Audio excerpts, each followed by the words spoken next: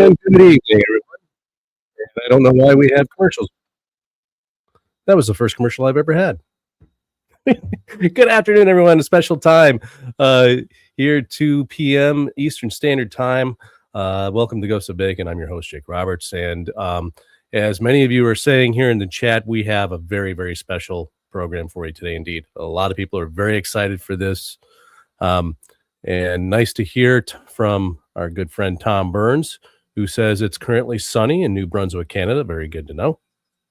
I don't think one of our guests is going to be saying the same thing, considering the fact that I think our good friend John Edwards is getting a bit of a snowfall down there in Maryland. And so what I'm going to do, without any further ado, let me introduce our guest, whom all of you know, none other than the wonderful Gretchen Cornwall, John Edwards in the house, and my good friend William Russell. Hey. Been looking forward to this for a very, very long time. And as I see here in the chat, we have a lot of well-wishers here. Adam, great to see all of us together at last. Again, I agree, my friend. Jason had this to say. So excited for this podcast. Congratulations, Gretchen, John, and William. Well said, Jason, because this is, a pretty big moment. And guys, you three, I want to thank you for the honor of coming on choosing my podcast to debut your latest venture. And so without any further ado, I'd like you to go ahead and who would like to go ahead and start kind of commenting first on this joint venture between the three of you, Codes of the Hidden King. What an accomplishment. It's been a long road. William and John were engaged with this a year prior to my joining their crew and embarking on this grand vessel of a project. And it's been two further years and some change. So 3-something years in the making to get us to this juncture, and a lot of blood, sweat, and tears. A great effort. But we've all put our backs into it and have oared when the winds have died. Well said, gentlemen. Your thoughts? It's been a long road. It's I've just been really excited to share it the whole time, and finally here to give a couple of teasers for the book that I'm sure everyone will like. And yeah, we've you all three of you know how long I've known about your collaboration here since the beginning, and I've been excited about it since then. And I know a couple of the teasers you're going to be sharing out today, and two of my favorite elements from the book. From what I've seen, and I get to kind of finally spill my guts here a little bit, where you guys have sent me some samples over the last couple of years, and I've been able to kind of look over your shoulders, and what you've been able to do and accomplish is nothing short of epic. I think this is going to be a must-have for everyone, I think. Well, Jake, what's so interesting about the book is William and I started conversations based on your podcast. Actually, it was Psalms, a passage in Psalms. We all started to talk about it, what it meant, and how it was my hypothesis that indeed the King James Version 1611 was indeed encoded. William took to the podcast, started to look at himself, started to come up with things, and then the conversation ensued where we're looking at what's decoded and then does it match any context or esoteric. And when we start to see if it's repeatable, and again, it's repeatability. It's a scientific method. If it's repeatability, and it's repeatability ad nauseum, there must be something to it. These codes are relaying a specific message, and that message is it's always the same. It just is. These are methods that you use, the coding community as a whole uses. There are some surprises tonight, which William will tell you about, but these are things that have been around for quite some time. And as you know, Mary Queen of Scots loses her head because they break her cipher. So, Correct. A lot of this is high court secrets, the crown's spycraft. So it's very intriguing, but there's an undercurrent. There's an undercurrent of a sacred message, and I think that's the real treasure about what we've done. Is it's taking 3 years. Gretchen's been with us for 2 of the 3 years, and when she saw it, she understood the significance of it as well.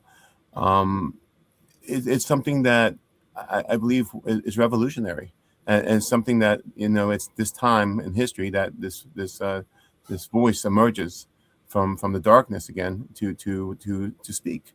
And I think we as authors together are bringing about this voice, and it's time for this voice to be heard again.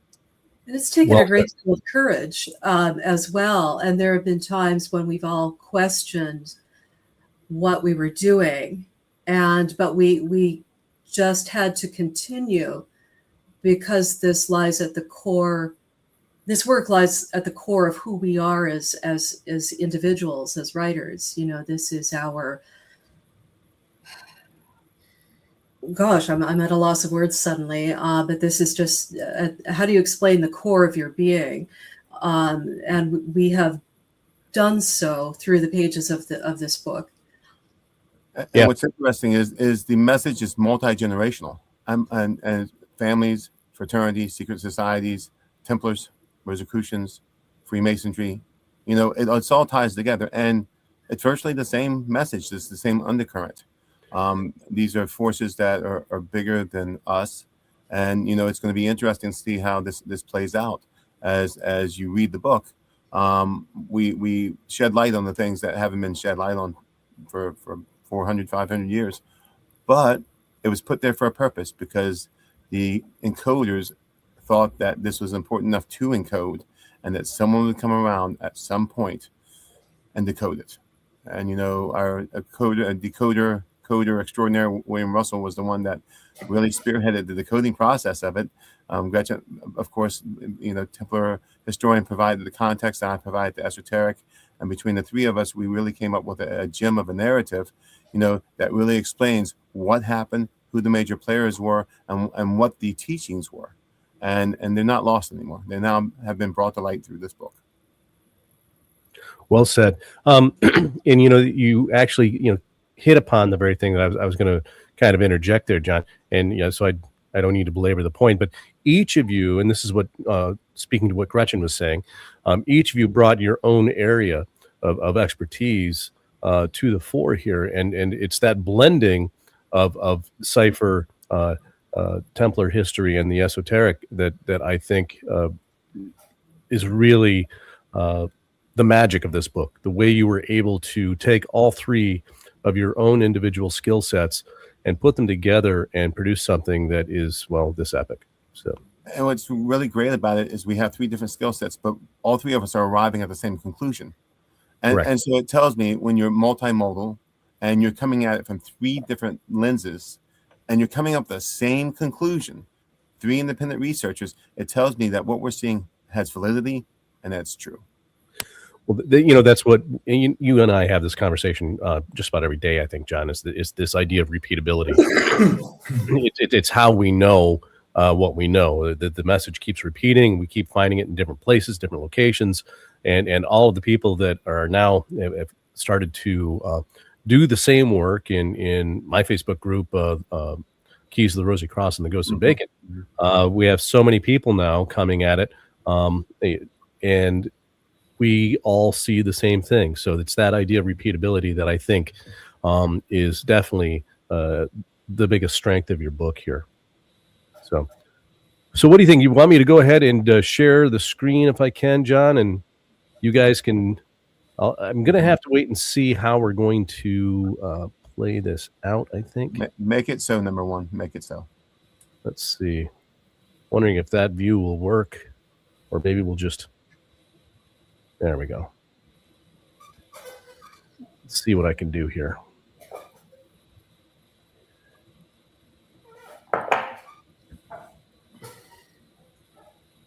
Okay, so as I do this, I'm not going to be able to see all of you. But here we have Codes of the Hidden King. As you can see, John Edwards, Gretchen Cornwall, William Russell. Who's going to start us off? Gretchen. Oh, he Miss Gretchen. Of I course. thought all three of you were going to put your fingers on your nose and say, not it. We'll move on here to the very first screen. Well, we have butterflies, that's for certain. As of a few hours ago, we were not live on Amazon yet, but we will be. It has been resubmitted with augmented information. Yes, we labored over how do we describe this on the back cover. And it's truly is the first time in 500 years, but more so, this information was only meant for the few. This was only meant for an inner core of individuals at the center of the throne of England and France, and this was only meant for a very few people. But now that so many around the world read and write today, this is being brought to the general public for the first time in centuries. We have truly stumbled across rare and new discoveries in multitude that we are shaken by and grateful for, and are just being courageous in bringing this forward. So I can tend to talk if you let me. Jake, do you want to say anything, or should we read the cover out for everybody? Can you see it? Gretchen, it's your time. Go for it. It's my time. Oh dear. Well, that Go for it. We've worked 3 years on this, Gretchen. You have the honor. Take the floor. Yeah, it's the moment. Go ahead. Yeah. Thank you. Well, we're so excited to be here. I have butterflies, and we just the value of this is profound. And Jake, your work, the work of many in your group, we are so privileged to bring this to you today as our first port of call for revealing codes, but also codes in artistry, statuary, paintings, masters that have yet to be discussed in this overall umbrella, this genre, if you will, that we have discovered and share with you in the pages of this book. And Mary Stewart is one of them. And she is not generally thought of as an artist, but she was a textile artist. Usually tapestries were the province of art schools run by men, and these were monitored by guilds. Everything had a guild, and its structure was not dissimilar to a military exercise. So, there were, so these were closely guarded crafts, and there were masters, there were grandmasters. Well, Mary Stewart was a master. And in her captivity of many years, she had materials brought from France. Her agents in France her administrators sent very expensive materials, silver thread, gold thread, silk, velvets, and she created what are termed today as the Augsburg hangings. And they are no less than 33 medallions and panels.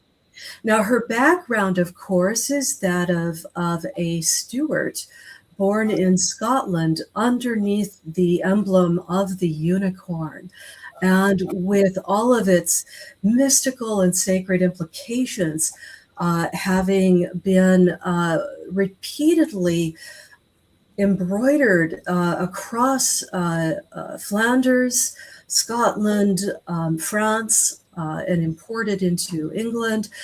The unicorn tapestry you see there was actually owned by the Rochefoucauld's. That's another story. The 7 panels that are in the U.S. on the eastern seaboard, the cloisters and being housed at the cloisters were reproduced for Stirling Castle. And under an inventory, we know that Marie of Guise had very similar panels that we can view today, similar storylines of the unicorn, the hunt of the unicorn, because it was a popular motif and topic, and an actually quite grim one. You see Mary Stuart here next to her family namesake, the unicorn, the rarest of beings. And in the medieval era, late medieval, Tudor era, always was an emblem for Christ, for Jesus. And in this unicorn painting here, tapestry, excuse me, he is in the garden, and you see the tree of life behind him. This is Christ, this is Jesus resurrected, having survived, having been speared. And John Edwards has kindly encircled the spear wound here. So this is a return to Eden for him, the new Adam. It is also contrastingly cited as the unicorn in captivity.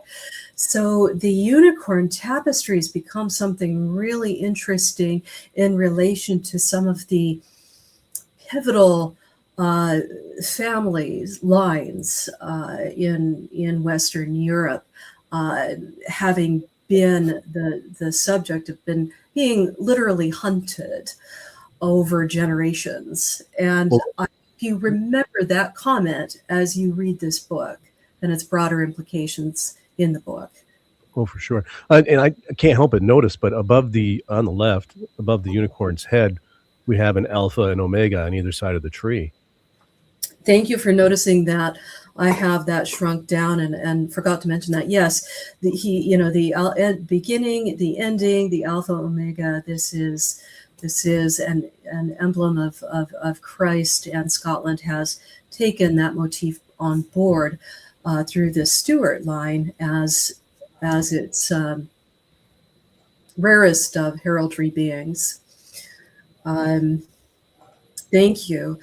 This is a screenshot of a chapter heading in the book, and you'll notice literally the golden threads of a Rosicrucian queen.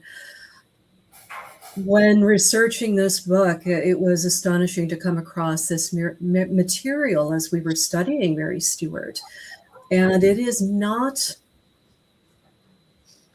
a known, we've redefined her. We have redefined Mary Stuart and discovered that through the Augsburg hangings, her 33 medallions and motifs, that this woman may indeed have been an early Rosicrucian, and certainly an alchemist. I'm sorry, I didn't have more images for you, but on the right-hand side, you'll see what looks like a Templar cross pate. And of course, that image of the Templar cross pate was broadly used, but she broadly uses it repeatedly in her motifs. So this is a photograph from 1923, and it's outside of the 75-year publication rate rule. These photographs and images today at the Victoria and Albert Museum are highly guarded. You can't just simply use them. So I found a very decrepit image from 1923 and did my best to bring out its imagery. So what you have is the unicorn in a equilateral cross, and you can see on the left-hand side, this is from Gesner's emblem book, and he, along with a few other artists, created encyclopedia templates that could be copied by a gifted artist right out of the book and translated either into paintings, to sculpture, or in this case, embroidery. So you can see that she turned the head of the unicorn inward to fit the cross. So this is all very purposeful. This is just one image out of 33 that I thought was powerful to share with you. And her skill set is incredible. In the book is a wonderful photograph that William Russell's Lady Fair took of a tapestry found in a manor house by the hand of Mary Stuart. And this thing is full of vivid, lively, incredible color. And we were lucky to have found it, that Lady Russell took that photograph for us, so we know the vibrancy of the materials used and the expense. Now, she was building a brand in the same way that influencers use today to build their personality brand. And because of the expense of all these materials, these hangings survived down the centuries. And what they share is astonishing, that she was indeed au fait with alchemical terms. And this is new information on Mary Stuart. And we don't tend to think of her in these terms. We think of her as a Catholic queen who's been imprisoned, who genuinely wanted to be a queen of her people and let Protestants worship on their terms. But of course, tragedy took her life and her throne. I'm trying to, I hope this is exciting, but what's interesting here is that she, while in captivity, managed to get her captor's wife engaged in helping her create these images.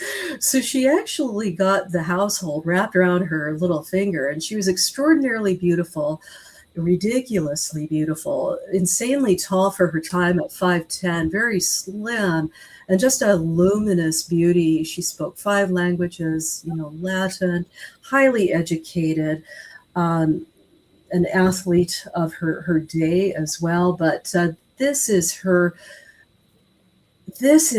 work of art that we have shared with you in this book. And through it, it's filled with codes on how she wanted to be remembered. Fascinating.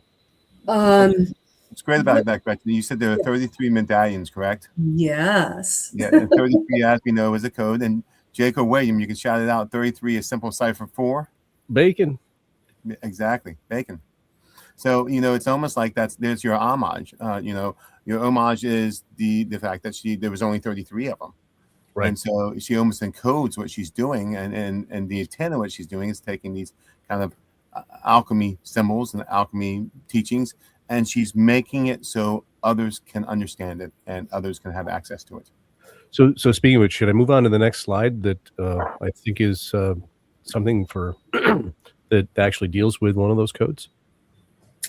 Yeah, I'm happy to hand over the reins. Is this a time to ask a question of you, William? Perhaps just after the presentation. Okay. I do have a few questions for you that I okay. Think. Now I'm worried. Well, if I can't ask you here amongst code breakers, then all right. Yes, I'm happy to hand over the mic. I hope I've revealed something unknown to you at this juncture, that she was more than you. Yeah. The idea that Mary Queen of Scots was also an artisan like this is just, I had never known that, and it's just, I find it fascinating for sure. So moving, what's great about that, before we move on, is the fact that she is expressing Rosicrucian ideas. She's expressing, Masonic ideas. She's expressing alchemic ideas within her works, and there she is, a lady which normally wouldn't have access to these things, is doing it. And, right. So she was in the know. In fact, she was so much in the know, it might have cost her head, and because they did, like I said, decrypt her code, and she was killed for it. So, it makes you wonder what the motivation was. Oh, for sure, it certainly does. So this is a part of what you've done here, William, that I've been excited about this ever since you shared it with me. Gosh, 3 years ago now. I think it was close to 3 years ago. Yeah. And this is something that we've kind of have talked about privately, and it hasn't been announced until today. So I'm the other code folks that are here in the audience watching the live podcast here. This one is going to blow them away. So tell us what we're looking at here, William. Okay. Well, first of all, I'll start with the story of how I came up with it. So I had a good 12-hour shift on the tractor, and the mind started to wander after the first 3 or 4 hours. And I was thinking about codes and the work you'd done, and I was trying to think, how would I encode something so to get it past people.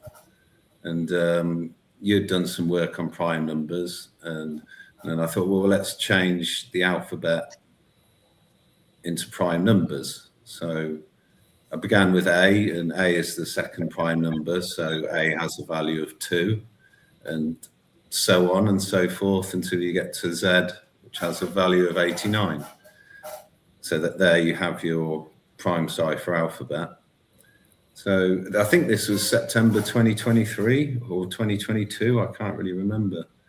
And so I comprised a message and put it into your Facebook group. I remember that well. Oh, this is the big test, you see. So because, the best code breakers in the genre are all in your group. So what better place to test it? So I put it in there, and everyone had a go, and no one could crack it. So I called you, and I gave you the key, and then you cracked it, and there you go. And yeah. Do you remember what the message was, Jake? Something about me, that I don't want to say it on the air. No, I won't say it either. Then. But when I decrypted, I just burst out laughing. I'm like, "Oh, you!" And then I had a choice words for you. So yeah, you did. Okay, we'll skip that bit. We'll skip that part.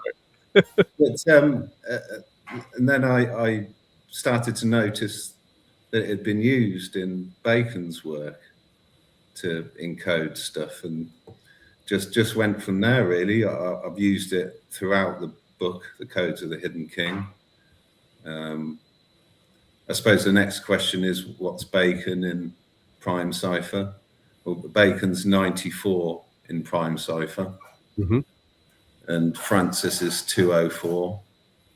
So Francis Bacon is 298 in prime cipher. And there it is, really, a new tool to use and discover stuff with. And it's like, I know that Jason and Adam are both watching, and a few others who've been, really kind of digging into this stuff. And it was funny because when you and I were talking about this, I had gotten to the point where I knew that he was using 67 and the number 19 interchangeably with the letter T, as 67 was the 19th prime number. Yeah. And so we were kind of toying around with that. And then, of course, 53 being the 22nd prime number, 53 being, the simple cipher value of Mary. And so I was like, oh, so this, this number can represent her full name. And so it was those kinds of discussions that, I look back on, and then when you showed me what you had done here, I said, oh my gosh, of course, this makes perfect sense. And so it's like, and ever since you've shown this to me, I tend to spot it, in all the work that I've been doing. I can see it. So again, repeatability, it's all there. Hopefully it'd be a good tool for everyone else to use as well. Yes.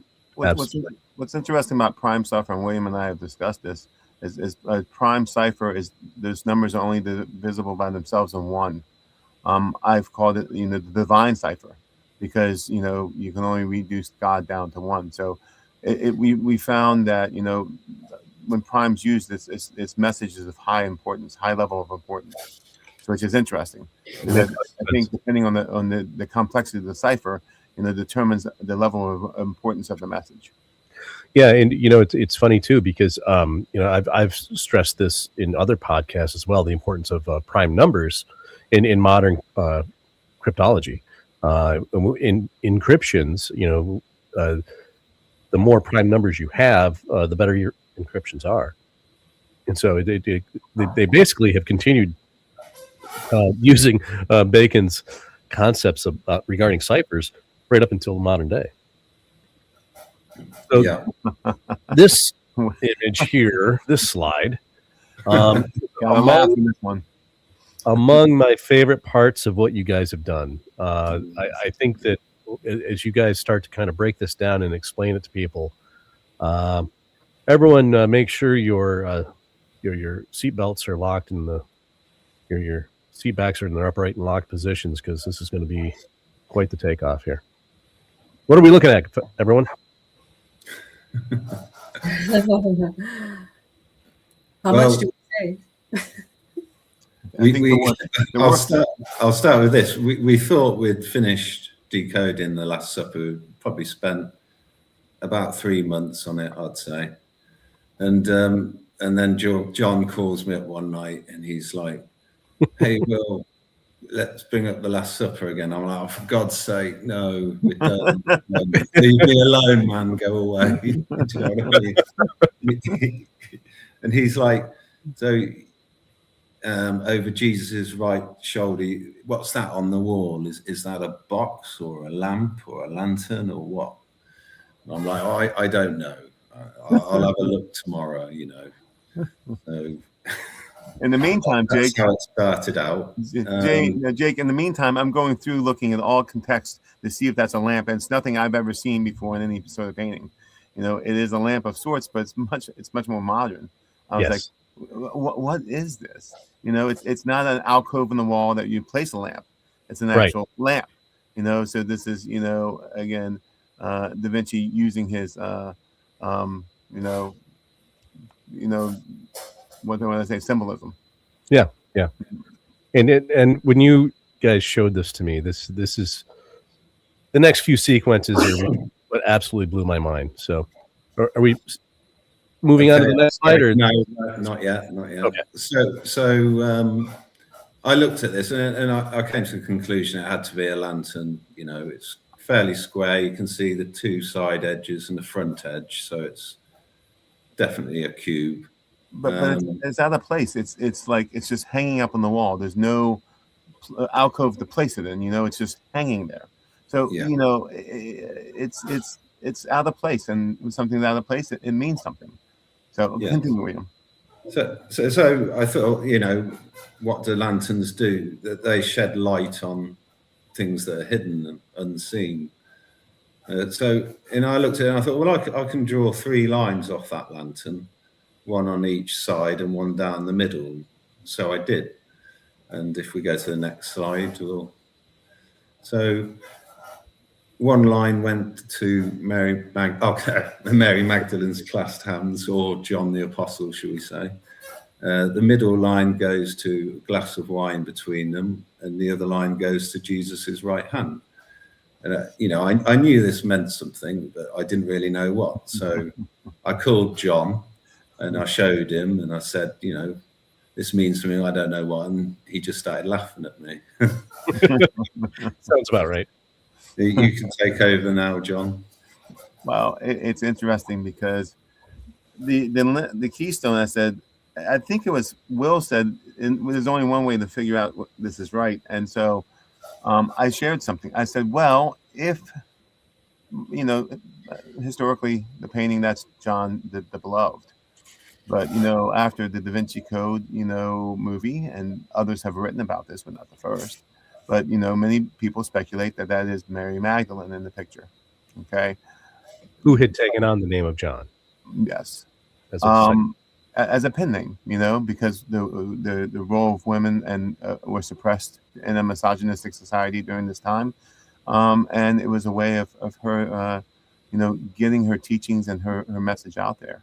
Mhm. So if and this is an if this is Mary Magdalene, and you have 3 lines, one going to Mary Magdalene's hands, one going to the hand of Jesus, and a wine glass. Okay, and it's the Last Supper. I'm going to suggest something. I'm going to suggest it's a banquet of sorts. I'm going to suggest that this is representative of a wedding banquet. And if this is a wedding banquet, that is a cup that the bride and groom share. Now, in order for this to be correct, we have to have the right number of cups. Okay? Counting the Messiah, Jesus, there should be 13. But if there's 12, that means 2 people in this painting have to share the same cup. And at a Jewish wedding, and this is why I started to chuckle when William showed me this, a cup is held up between the bride and groom, and it's shared throughout the banquet, and it's basically said this is the blood of a new covenant.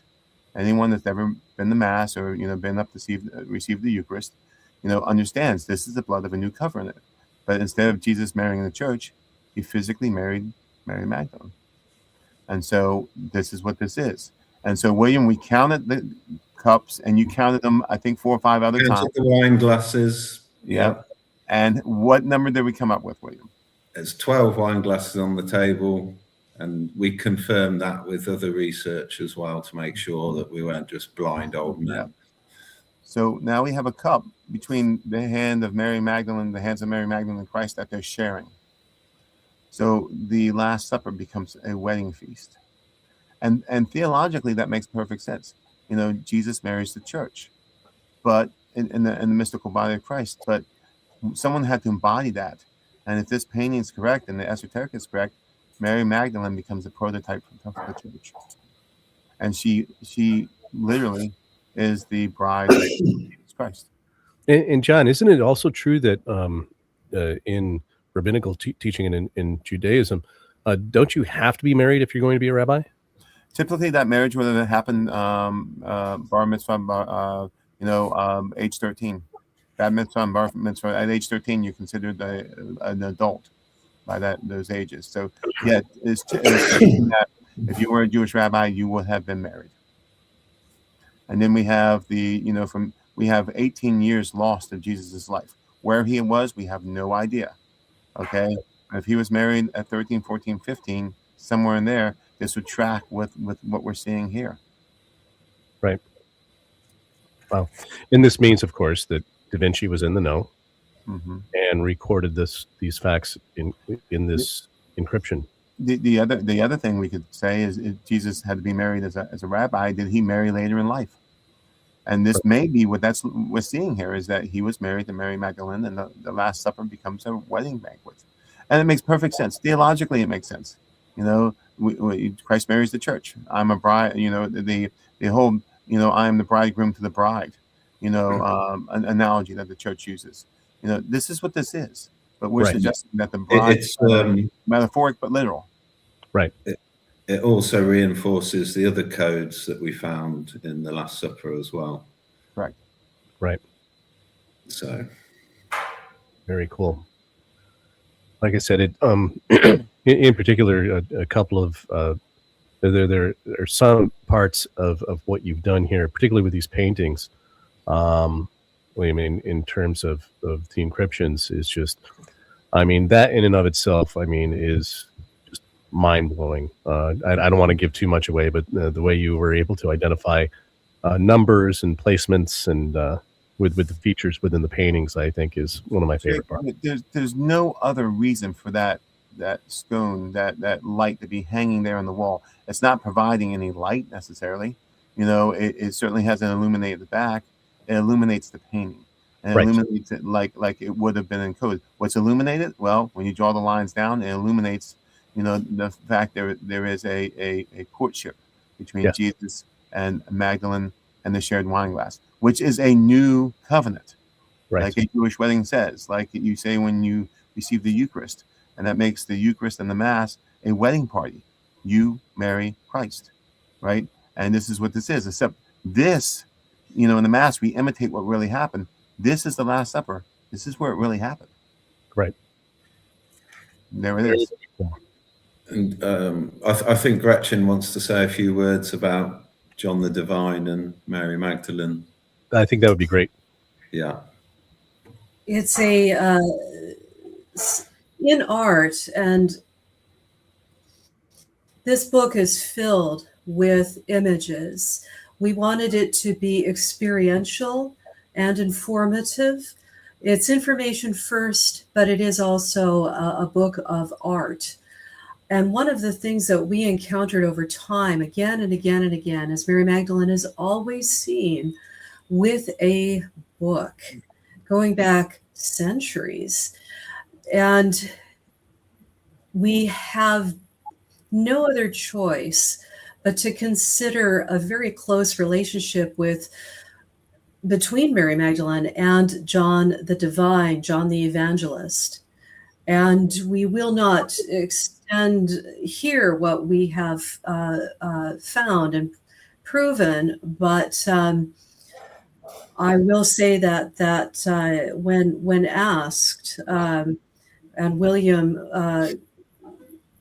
created magic, artwork shows that Mary Magdalene was a writer.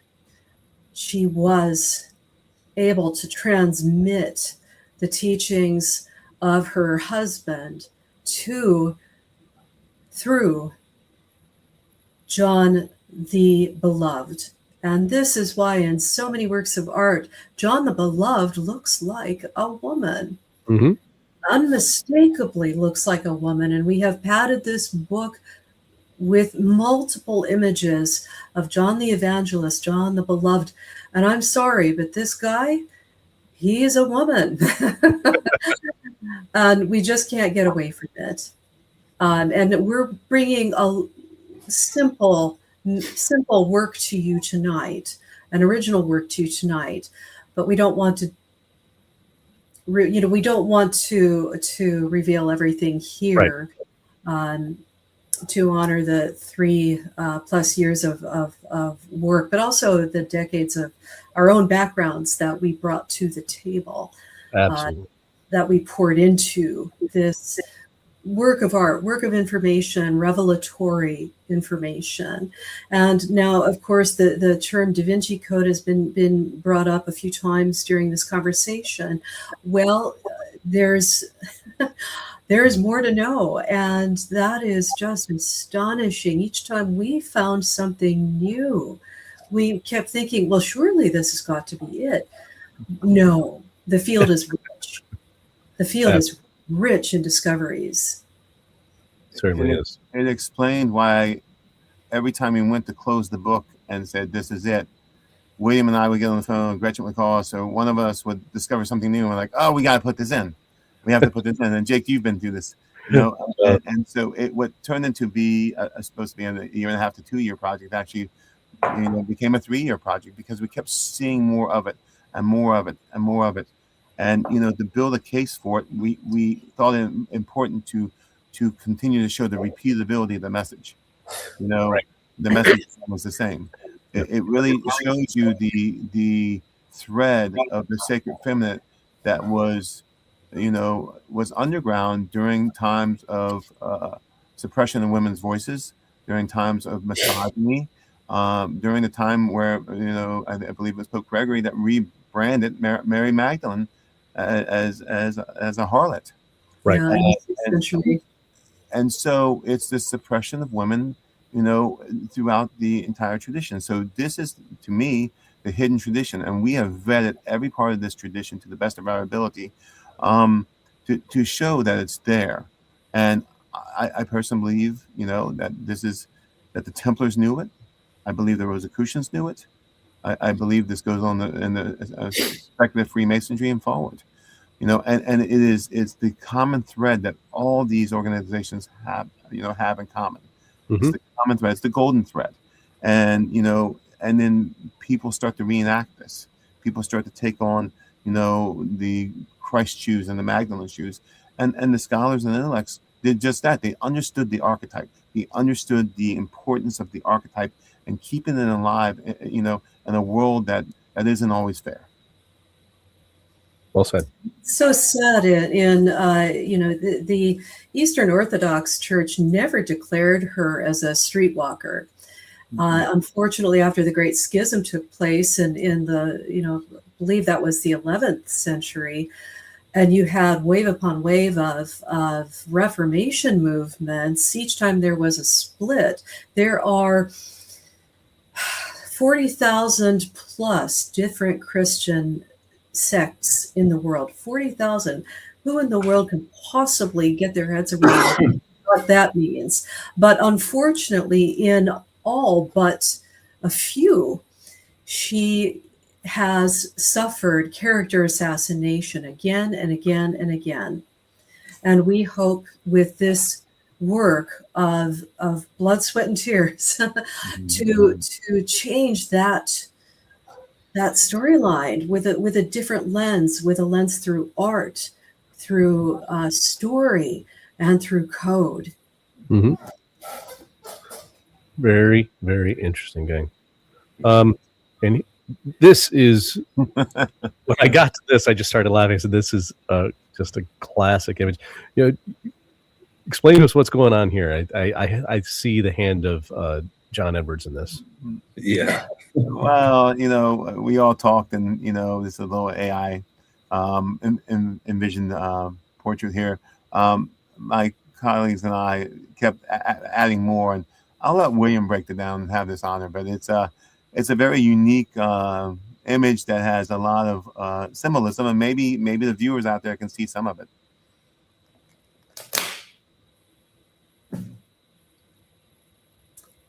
This is how we feel about this book. The book is a vessel. What type of vessel, William? A battleship, probably. A battleship. And what's interesting about what we've put around the battleship, William? Some dolphins. Wow, how many? Dolphins? Three. Yeah. I wonder what that represents, Jake Roberts. I wonder. You know, there are the three dolphins. You know, this is a battleship. We really think that the book is a warship of knowledge. That, you know, we're willing to, you know, take on the battle of this because we feel so strongly that this message has to see the light again. You know, and it's been, you know, it's been hidden for hundreds of years. So, you know, in many respects, we're just shedding light on something that's always been there, and deserves to be in the light at last. And so, gang, that is the book. And Yes, sir. and you know, having been here, kind of peeking over your shoulders every once in a while, and to see this now, you know, come to full fruition. I'm just very, very excited for you guys, and just very, very proud and happy to be a part of it. Well, so thank you for that. Thank you, Jake. You kind of started William and I on this journey just with your podcast, and I got to do a shout out to Peter Amundsen because without him, you know, and Peter Dawkins and others that you know really you know set the trail for us to follow. You know, if it wasn't for people that came before us doing this work, we wouldn't be where we are right now. So, you know, many thanks to you, Jake, and to the others that have blazed this trail for us to follow. For sure. Yeah, I say it all the time. You know, I last time I talked with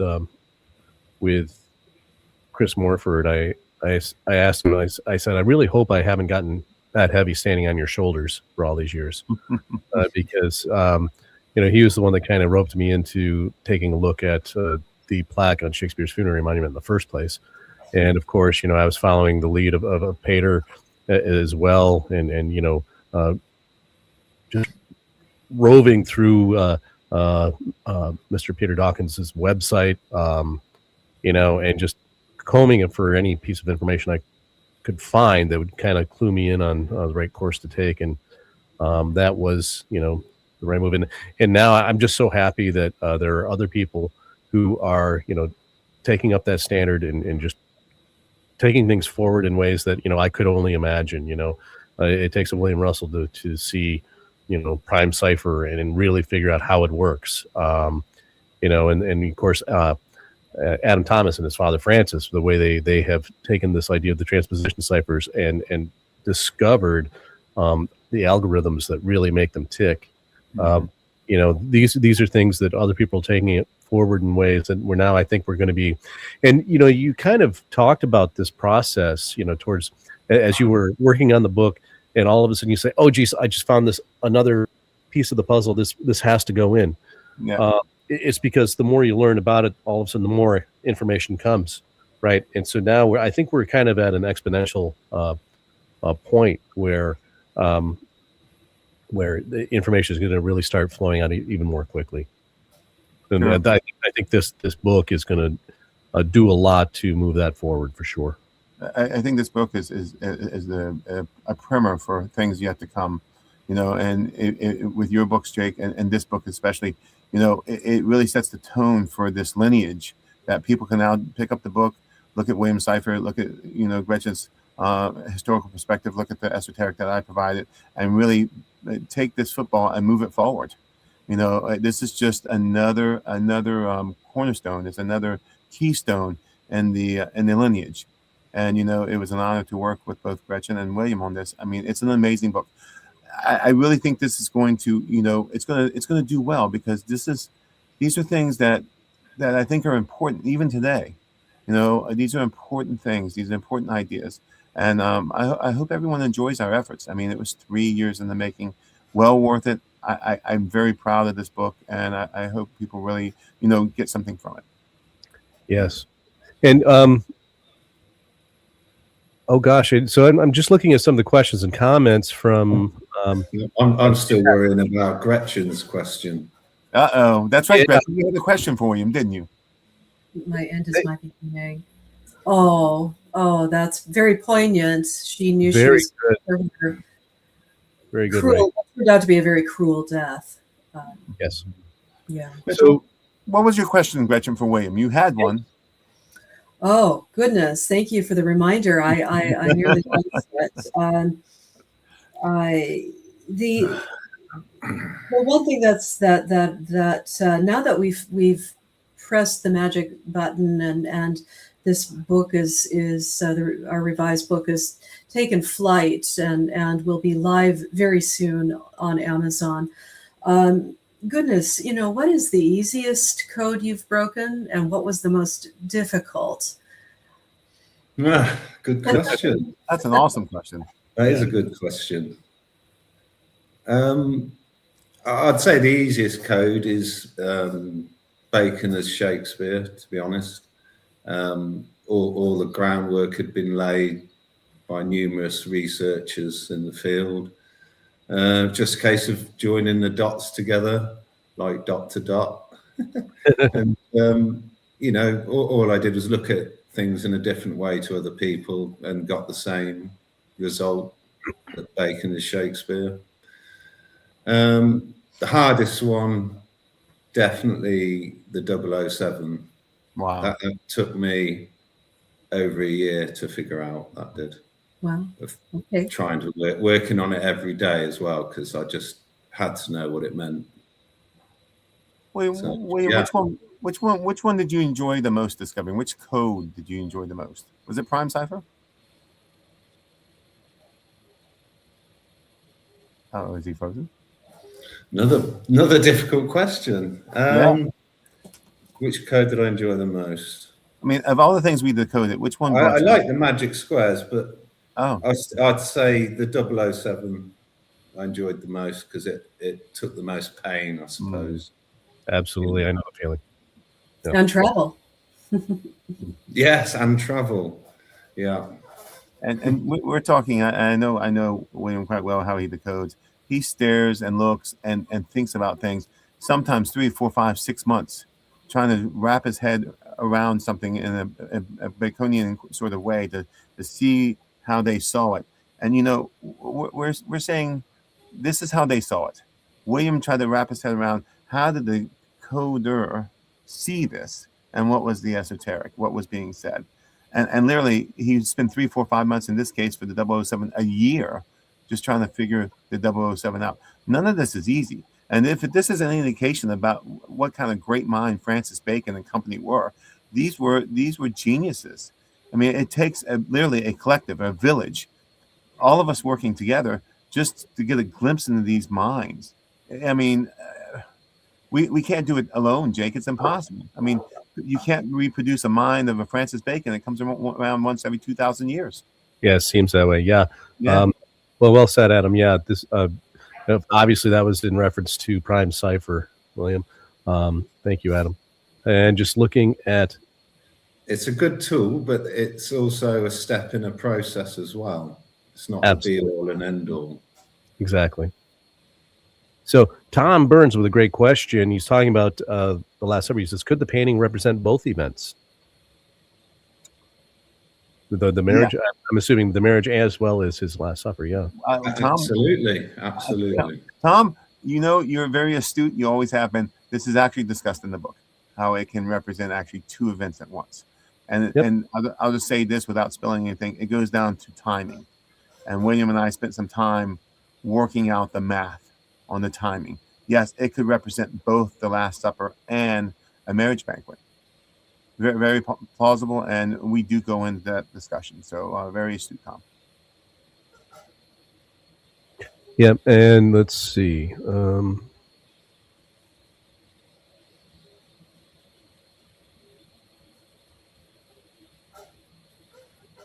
Oh, here's Lon is asking a good question about prime. He says, Will, does one calculate reverse K and fourfold using prime cipher values? Oh, You can do if you like. I've only used it in the simple cipher version. I experimented with reverse and K as well. I didn't see a way forward in using fourfold. Honestly, it would just be too cumbersome. But I definitely see it working in the simple version for sure. Yeah, I haven't looked for it in reverse and K, to be honest. If I find it in simple cipher, I'm happy, man. Well, especially, you know, the process you use, particularly in the book when you explain how prime cipher actually works. It's not necessarily as straightforward as simple cipher. And, you know, when you have that many moving parts, it's like what you termed, and now I stole your term, William, the sniper shot, right? When we get a lock in simple reverse K and short ciphers, and everything just fits together perfectly, we say, okay, bingo, we got that one. Now you've got another one to. When you get it to equal all of them, it's. Yeah. And so, you know, I really want to apply it to the Walter Raleigh portrait that with his motto in it that names him as Walter Stewart I. And so in all 5 ciphers, simple reverse K, short, and fourfold, all of the values match up perfectly with the motto with Walter Stewart I. And so I'm going to be applying prime cipher to that very soon. Wow. And the next step as well. And the next step, yes. Yeah. And so everyone's talking about what they could see in the picture. Let's see. David spotted the ravens atop the crow's nest. I imagine that's a nod to John Edwards' favorite team. Richard saw the eye right off. Yeah. Mm-hmm. Lon saw dolphins with elephant ears. Interesting. Great stuff. So, you know, what we have here, a lot of congratulations. You know, my sister Penny, congrats you guys. Great job. Patty, right on cue. You know, those two are twins. They always say the same things at the same time. And shout out from our friend Jeff, looking forward to reading this book. Anyone doing an audiobook version? Great question. Ooh. Too many numbers. I was going to say, is that something you guys consider? I mean, when people ask me, a friend of mine asked me if I would do one for my latest Oak Island book, and I said, there are so many darn numbers and tables in it that I could put free PDFs up on my website for people to follow along with, I suppose. But when you have a table on nearly every page, I think it would kind of ruin the flow. But I don't know. What do you guys think? Would you be able to do something like that? Imagine trying to describe some of the. That's my thought exactly, William. Good luck, Jim. Yeah, sorry, Jeff. He might change his mind when he reads it and go, "How can you describe that?" And this is why I love it when Tao pops in. He says, as revealing and phenomenal as that was, it begs the burning question: what else is out there waiting to be uncovered? Isn't that the truth? And I think work like this that's one of the gifts of it, right? When you three have uncovered what you've done with all of these discoveries you made, and we only showed the tip of the iceberg today with what you put in. It's just a tiny little bit, and it's in the Last Supper as well. Exactly. That's you should see this stuff. I mean, it's remarkable stuff. I mean, William's a genius, and I'm not saying that we're not still actively trying to decode stuff. We are. We had to put a line under the book, and call it. But are there still things out there? Yeah, William and I have had conversations about other things that were like, okay, this doesn't seem right. What's going on here? What's going on with these numbers? It's still out there. There's just so much of it, especially during the time of Bacon and the company and forward. It's done purposely for those who have the eyes to see it. His spear shakers were very intelligent, well-read, many of them capable of translating Hebrew, Latin. These were incredibly smart people. He had his own court, his own royal court. Mm-hmm. So. Yeah, and it's one of those things where it is you unpack all of this fantastic information, but as Tao said, there's still so much more, and that's why all four of us continue to do what we do, because we have to pick up where we left off, because we just can't let it go. but what makes our modern version of the Rose Cross so great, Jake, is I say, Gretchen, do you know anything about this? Or Will, hey, I just decoded this. Or hey, Jake, what's the significance of this number? I might not know it, but you do. One of the, or we have Scott Clark in there and others that may have the answer, and that's why collaboration is so important in this field. You can't do it alone. We're not the mind of Francis Bacon individually, but we are the mind of Francis Bacon. They're coming close to it collectively. It takes using the when it takes a queen bee in a beehive, and it takes the beehive to come to this conclusion. Yeah, and absolutely. And Tom, again, looking forward to it. Sure hope you showed your work for people like me. Oh, Tom, all work is shown. Oh, it's there. William is very thorough with his math, and it is all shown. Our friend and fellow author David Neeson, this book provides yet another handful of additional puzzle pieces which explain the image of true history. Thank well you, said, my friend. Well said. And let's see. Oh, Batty Girl, great question. Rachel, wonder what DaVinci had access to create the painting. Can you guys speak to that at all? The backing of the King of France. Yeah. Well, who was it that had, I think it was Curtis had messaged me that video on DaVinci and the Last Supper that I posted in our group, Keys of the Rosy Cross. It really well done, explaining how they found yet another cipher encrypted within it. And it just adds to everything that all of you have already done. Yeah, Z, I don't know about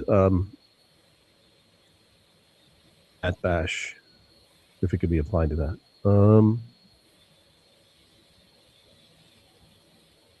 You know what? In this day and age, and I guess we're getting a little transhumanist element in here, but I like the way you're expressing this, Tao. He says Bacon and Raleigh fact, we uploaded their consciousness onto paper and drawings for people who were to read and learn whatever higher language intelligence they are speaking in.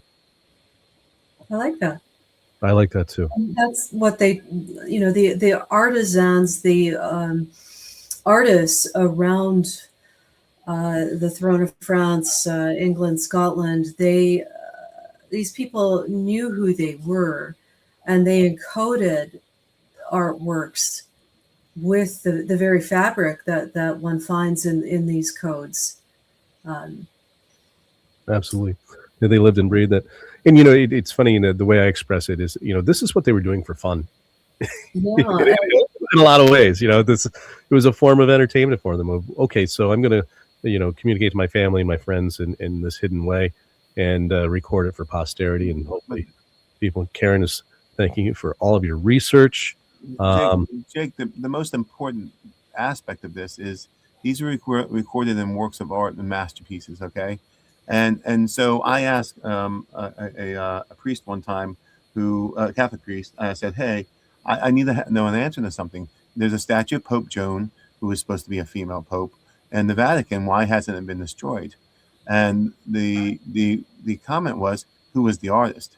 I said, I believe it's Bernini. And the comment back is, you don't destroy Bernini. These artists knew that the esoteric would never be destroyed if they put it in works of art and masterpieces like the first folio and all.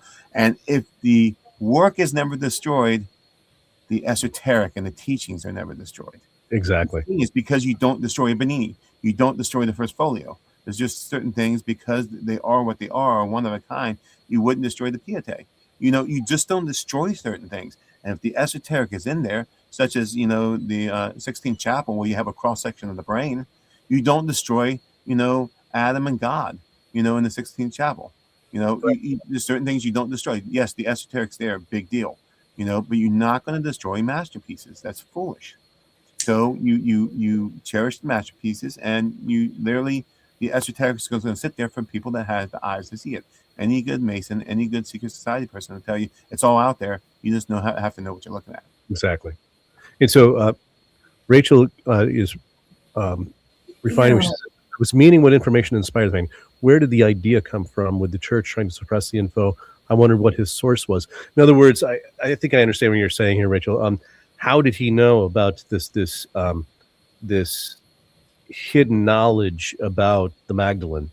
I think is the question, and where did he get this idea of encoding it in there?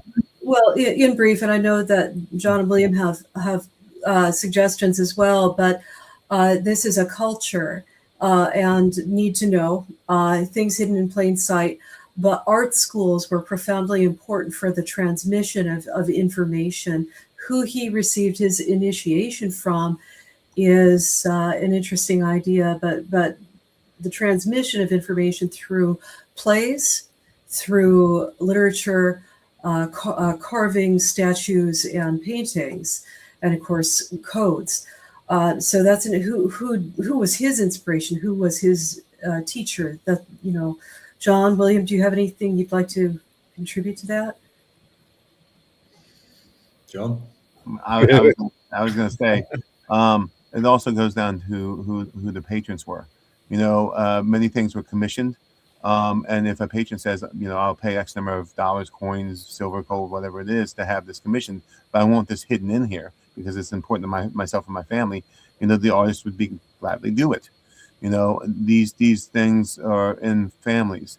They're in fraternities. They're in secret societies. They're in underground teachings and esoteric circles. And, and it's important because it's kind of going against, the mainstream, where at the time, I'm not saying currently, and this is not a judgment call by any stretch of imagination, but there was corruption in the church at one time. There was the Inquisition was sitting there, and there was popes that ruled in a very immoral way. There were popes that had families. Not everything in the papacy all the time was copacetic, but you take your good with your bad. They were the church was the torchbearer of the stories, but some of that got lost along the way because of corruption. And we go into a great deal of detail in first century documents, and also what happened with Constantine in the fourth century, legalization of Christianity, and conversely, what happened to the voices of women along the way. The truth is too, sometimes you skip a generation of family members who didn't know, and it was actually the artists who kept the information alive. And the artists the Merlin of the court would actually teach the next generation, who were capable of absorbing such seemingly heretical information. So it would go back and forth between, you have to be capable of being able to handle this kind of a concept. And even in Masonry and other secret societies, it's called memory work. A lot of this was never written down. It was handed off in the oral tradition. So you would have to memorize whole swaths of information, because no one wanted to be in print. It would never fall into the wrong hands if it was never in print. So a lot of this was encoded because it's not in print, and you would have to be trained as an initiate to have the eyes to see what the message was. So it was a way of ensuring that the right people saw the message, and those that were not worthy to see the message wouldn't see the message. Yeah, it's a couple of great comments I flashed up on the screen while you were talking, basically saying the same things. The idea of how much has been lost, and different education, different time periods. Jeff Freeman has to run, unfortunately. Good to see you. Glad you made it. Appreciate it. Yeah, thank you for coming. And what's interesting, Jake, as you're going through the comments, is it's never, the information is not lost. It's all still out there. It's the way of seeing it.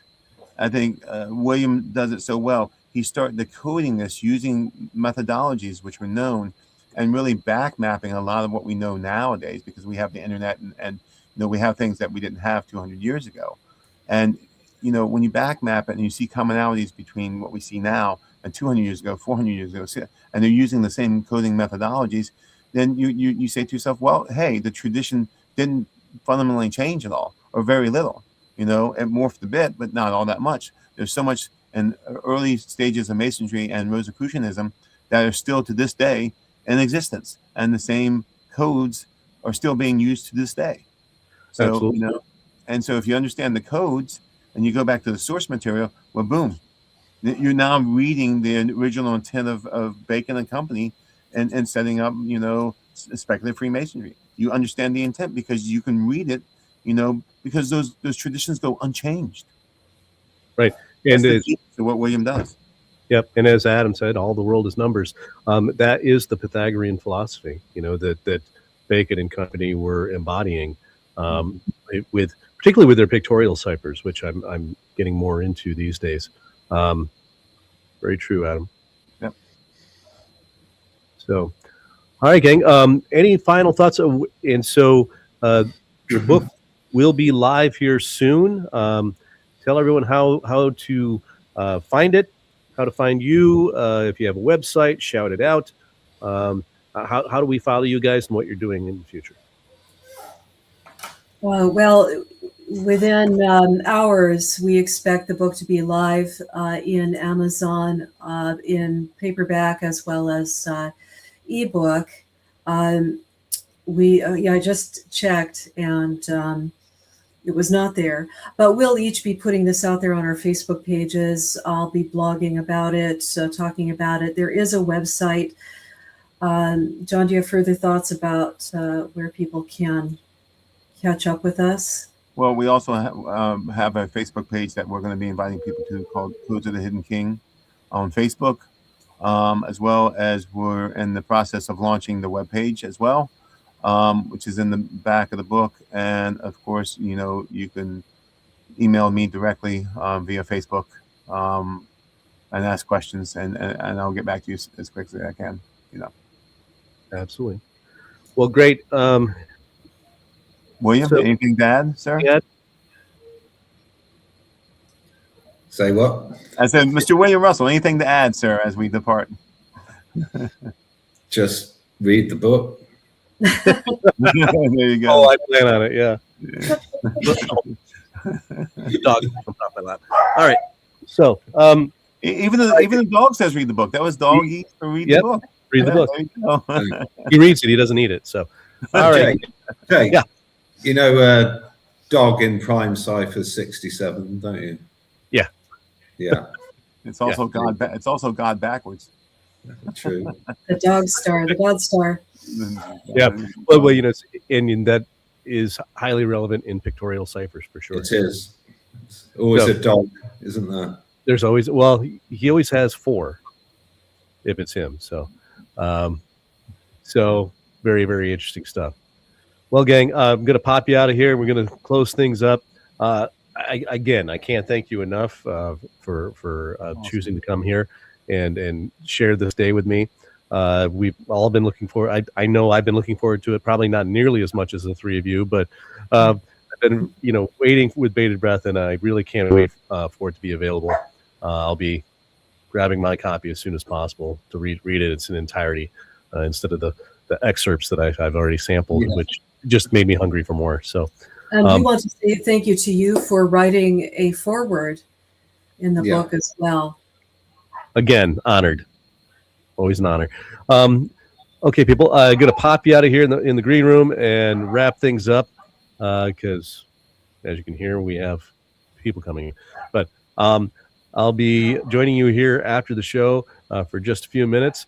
And thanks again, guys. Really appreciate you all. Thank you. Thank you, everyone. Well, there you have it, gang. The new book, Codes of the Hidden King. This is The Ghost of Bacon. I'm your host, Jake Roberts. And I'm going to wrap things up here. And I always forget to do this. If you haven't already done so, if you enjoy the material we present on the show, make sure you subscribe to the channel. Make sure you hit that like button. And, you know, help us out, gain a little bit more traction. We always try to offer you the latest in our research, the things that we're uncovering.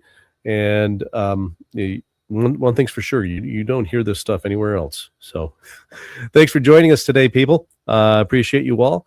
Until next time, we'll do this again in a couple weeks. Take care.